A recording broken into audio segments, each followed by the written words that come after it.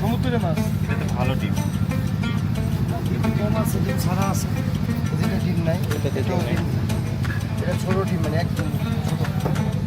কোনটা নেবেন? ডিম আলা কেন না ডিম ছাড়া? তাহলে এটা এডিটেড না কত এটা কত?